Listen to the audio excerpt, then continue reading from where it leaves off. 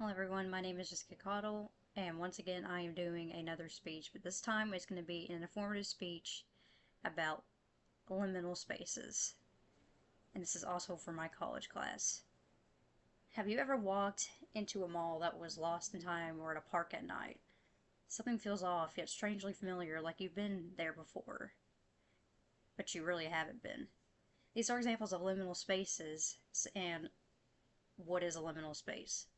A liminal space is a transition that exists between destinations, and they evoke the feeling of deja vu, nostalgia, eeriness, and even curiosity. And actually, I have a picture of one example of a liminal space at night. Hopefully, the camera picks it up.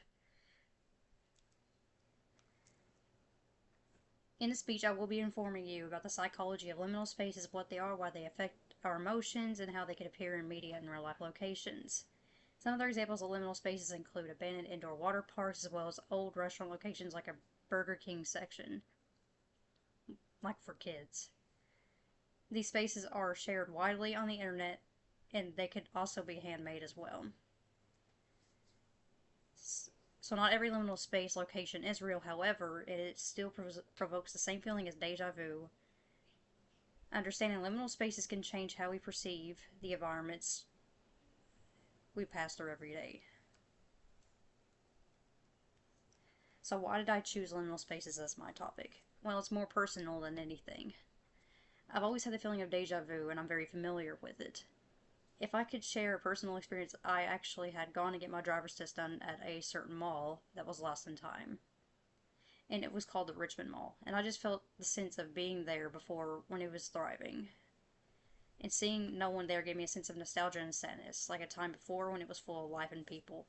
And I can show you the mall.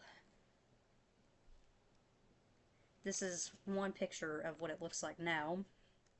People still kind of go to it and everything, but it's definitely dead. So, first, I will describe what a liminal space is and describe their main characteristics. Second, I will discuss the emotional and psychological effects liminal spaces have in our brains, and then finally, I will share some examples of liminal spaces that exist both in real life and on the internet, and how they capture our imaginations and emotions. As I said before, liminal spaces are environments that evoke feelings of deja vu and other feelings related to it. One thing to note, though, is not everyone gets the same feeling when they see these pictures. Sometimes it does vary depending on the person. So what is the meaning of liminal, actually? The word liminal comes from the Latin word limen, which stands for threshold, also known as referring to spaces or moments that exist between one state or another. These spaces are not supposed to be permanent, more like a memory lost in time. Or in a way, a space that's like hallways or stairwells, which are things people only temporarily pass through in their lifetime. Like most things, these spaces and places have also common characteristics. What makes these things stand out from other spaces, however, is that they are often empty and void of people, creating unusual quietness.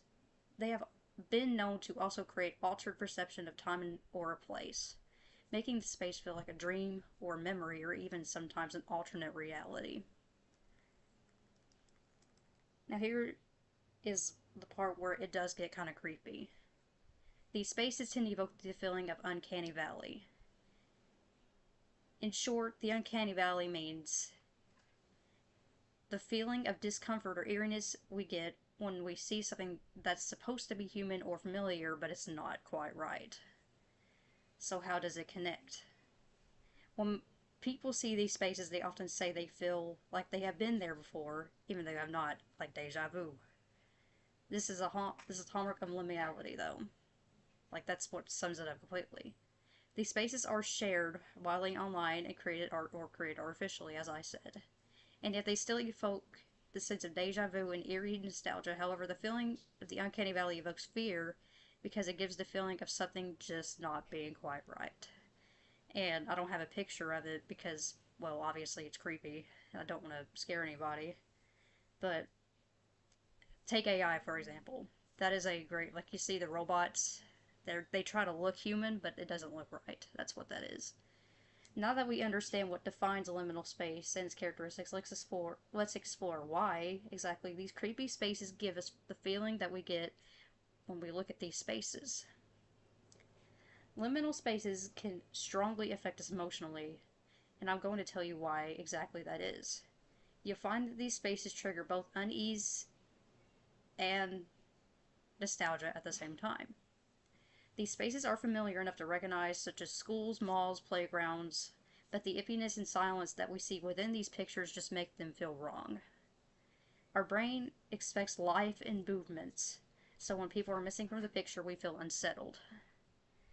A mix of recognition and emptiness can stir emotions both negatively and positively, because they remind us of the moments that are gone or times that are felt in the in-between. These spaces tend to also play a psychological factor when it comes to playing with our brains. The need for balance and meaning, humans naturally feel the need to fill in empty surroundings or at least make sense of it. When something feels incomplete, it makes us feel either curious or afraid. For example, our brains also feel the need to rely on predictable patterns as well.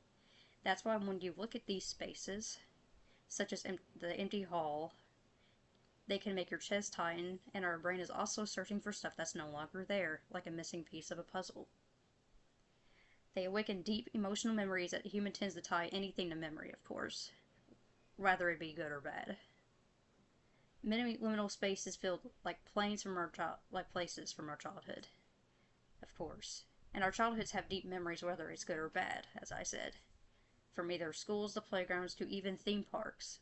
So it even plays a personal factor regardless, even if you were never there. The emotional mix of all our emotions, including the main factor being nostalgia or longing, makes us yearn for these spaces that are long gone now. They remind us of a lost memory and make these spaces remind us of who we once were and who we are now. Now that I've covered the psychological effects, which is actually my favorite part of it, we can finally look at how the concept has influenced media and even online culture. Liminal spaces have had a strong impact on modern culture, shaping how we express nostalgia and fear and creativity in a digital space as well as real life. Starting with covering real life, though. When explaining how the media liminal spaces work, many liminal spaces are in fact real, physical places that exist in real life, like the pictures I've shown you. However, in our world, they also can feel detached from our time and purpose. Some real examples can easily be found online. However, one example, as I said before, was the Richmond Mall. Our other examples include empty schools and old restaurants. These environments often feel frozen in time, giving us those familiar feelings. Even ordinary places like stairwells and gas stations at night, or even hotels, can feel like they're liminal spaces when they are completely empty. Even real life spaces, even malls that used to be full, well, that are currently full of people, still feel empty when they're not. It's not always about decay, sometimes the silence simply evokes these feelings.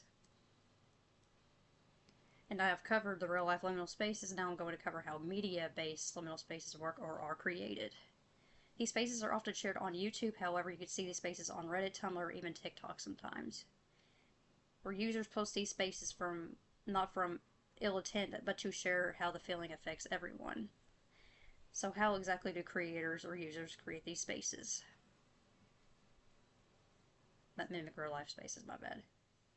It's pretty interesting because they use these 3D programs, AI, video games, or even render in a Blender, which I didn't put down what that is, but it's basically like 3D modeling.